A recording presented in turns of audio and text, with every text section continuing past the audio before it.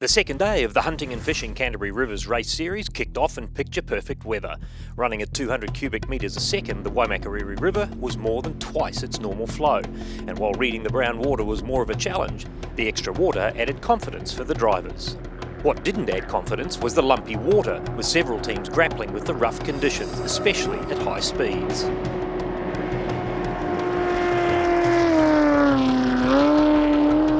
Unfortunately for John Derry, getting speed out of NZ1 was the problem.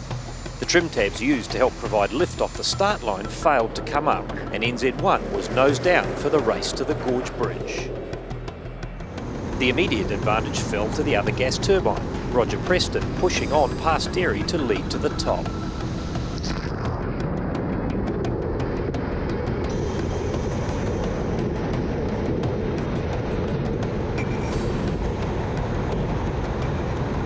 But pressure waves caught him too, and the true impact water can have on a boat was evident at the lunchtime turnaround. The pressure waves were really quite sharp, and we come off one pressure wave quite bad. Did a bit of damage to the side of the boat, and the water is amazing. It's really hard.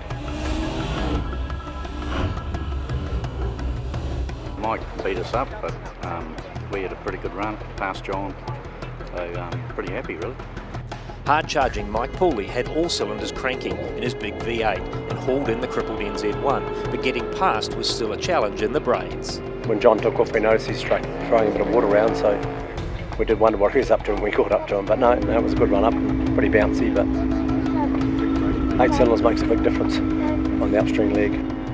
Craig Robinson and Murray Keys caught fellow CX class competitor Callum McKenzie and eventually got past after taking a few shortcuts. In the pressure waves area there, tried getting past him, but the waves we had to ease off where we could. Took a few shortcuts, but we actually had to sit behind him on the way up, of course. So, apart from that, it was a good run. Till 3Ks from the top here, we come off the pressure wave and bent the wing and put a good dent in it. Johnny Sutherland's hopes of improving on his top 3 position on day 1 went out the window with the fuel pump in the borrowed 464. Yeah, we went into a corner just east of Browns Rock, 3Ks down. All of a sudden, no loud noise from the back, just silence, and up onto a bit of a bank. Had a fuel pump quit on us. Lucky there's a spare one in there, so we kicked that into life once we got the boat righted back round into start up position and flicked it in and got going.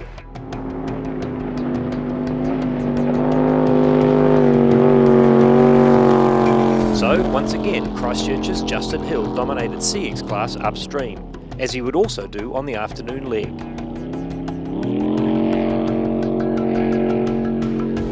He was quick enough to be knocking on the door of Kevin Hyde, but the unlimited pilot managed to hang on to 4th outright for the day, 1 position in front of Hill. Will Elliott's day on the Rakaya was best forgotten after an engine cooling hose came off and he was sidelined. But today he led the FX field to the top. Upstream today, yeah, we had a blinder, I reckon. It was straight up the whole way, and we got Greg, which is always nice because it's always a bit of a tussle between me and him. Another newcomer to the sport, Riley Smith, was loving his change to the longer hull for his FX entry. Yeah, the new boat's going way better. It's a lot safer to drive and easier to drive than the old one, and just a bit of length, I think, is probably the biggest key on it. Slowly starting to make it go faster, but it's all time and money, so. Grant Perry's not here to win his CX class. In fact, he wasn't going to be here at all. Last year's World Marathon was a bucket list for Grant, and at 64, he was happy to hang up his driving boots with that ticked off his list. Unfortunately, his crew thought otherwise. The team wanted to have another go, so he talked me into it. I hope he'll get down okay and try and move on to something else. The downstream leg provided plenty of challenges, all with varying degrees of success. Some made it, and some didn't. Tony O'Loughlin, never one to disappoint the camera. The leg was dominated by Mike Pooley, who, with the fastest upstream leg, headed the field back to the main road bridge. His was a near faultless run and certainly quick enough to win the day. But Derry was fired up and up for the challenge in NZ1.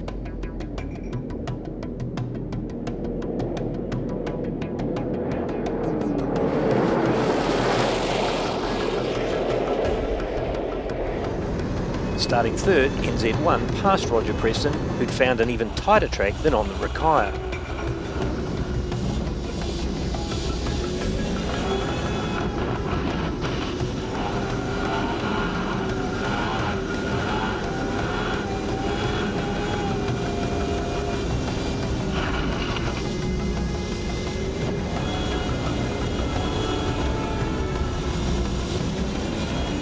So a league win for Derry and a well-deserved race win for Mike Pooley.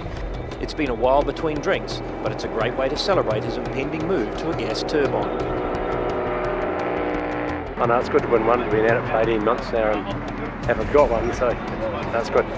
That's it for the Hunting and Fishing Canterbury Rivers Race Series for now. Watch out for a repeat of this weekend later in the year. Next race though is in the North Island on the Patea, June 30. And don't forget, the Waitaki River is scheduled for early July. Stay tuned.